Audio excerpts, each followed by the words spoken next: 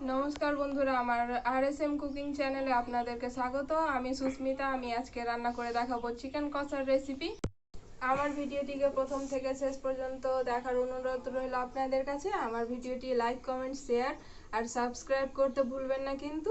চলুন আমি এবার চিকেন কষার রেসিপি রান্নাটা শুরু করছি। আমার উনুন ধরানো হয়ে গেছে, কড়াইটা গরম হয়ে গেছে। এবার আমি তেল দিয়ে দিচ্ছি কড়াইতে। সরষের তেল এখানে আমি ব্যবহার করছি।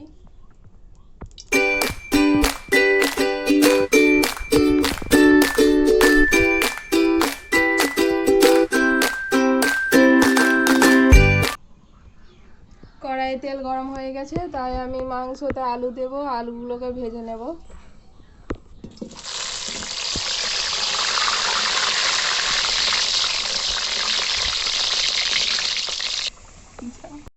লাল লাল করে ভাজা হয়ে গেছে, এবার আমি তুলে নিচ্ছি।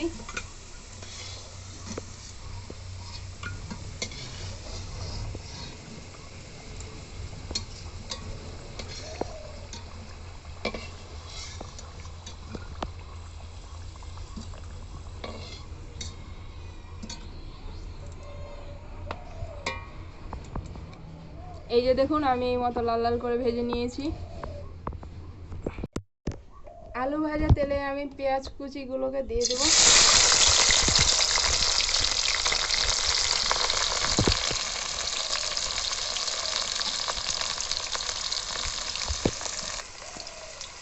এরপর আমি দিয়ে দিচ্ছি রসুন। এখানে আমি গোটা রসুন দিয়েছি। এই গোটা রসুনগুলো মাংসের সঙ্গে, মাংস বাদ দিয়ে খাবেন, এত সুন্দর খেতে লাগে। এরপর আমি পেঁয়াজ রসুনগুলিকে লাল লাল করে ভেজে নেব।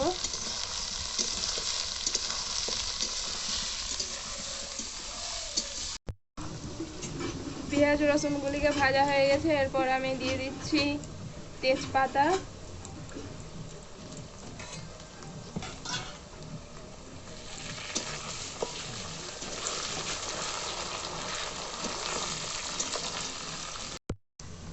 এবার আমার পেঁয়াজ রসুন ভাজা হয়ে গেছে, এরপর আমি মাংসগুলি দিয়ে দিচ্ছি।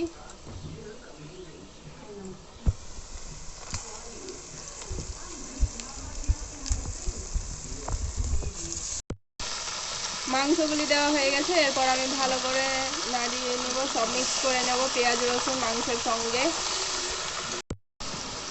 মাংসগুলিতে এবার আমি পরিমাণ মতো লবণ দিয়ে দিচ্ছি।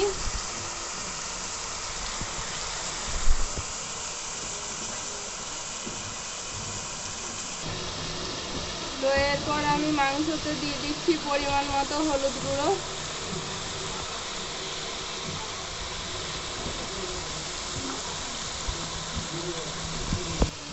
মাংসতে আমি লবণ হলুদ ভালো করে মাখিয়ে নিচ্ছি, তারপর কষিয়ে নেব মশলা দিয়ে।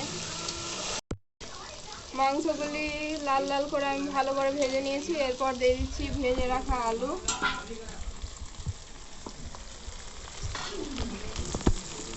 তারপর দিয়ে দিচ্ছি বাটা মশলা। এতে আছে জিরা বাটা, ধনিয়া বাটা, শুকনো লঙ্কা বাটা, আদা আর গোলমরিচ ভালো করে বেটে রেখেছি আমি। এরপর দিয়ে দিলাম।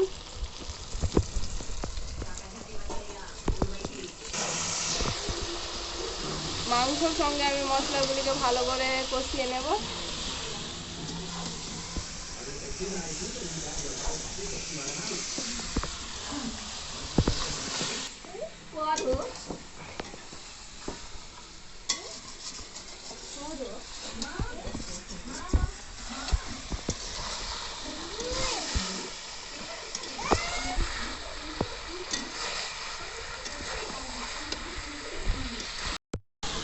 মাংসগুলি আমার খুব ভালো করে কষানো হয়ে গেছে, এরপর আমি জল দিয়ে দেব।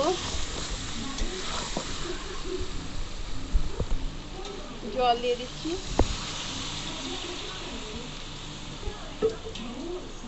এরপর আমি আলু আর মাংসটাকে সেদ্ধ করে নেব ভালো করে।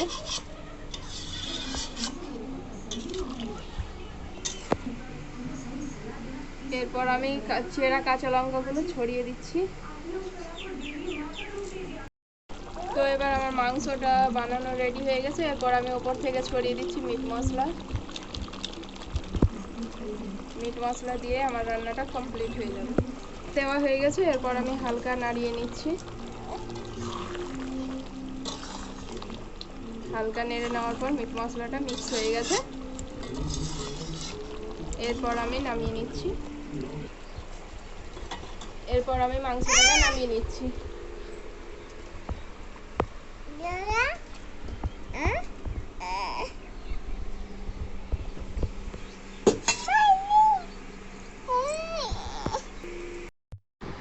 তো আমার এবার মাংস রান্না হয়ে গেছে, খেয়ে দেখে আপনাদেরকে জানাচ্ছি কেমন হয়েছে খেতে।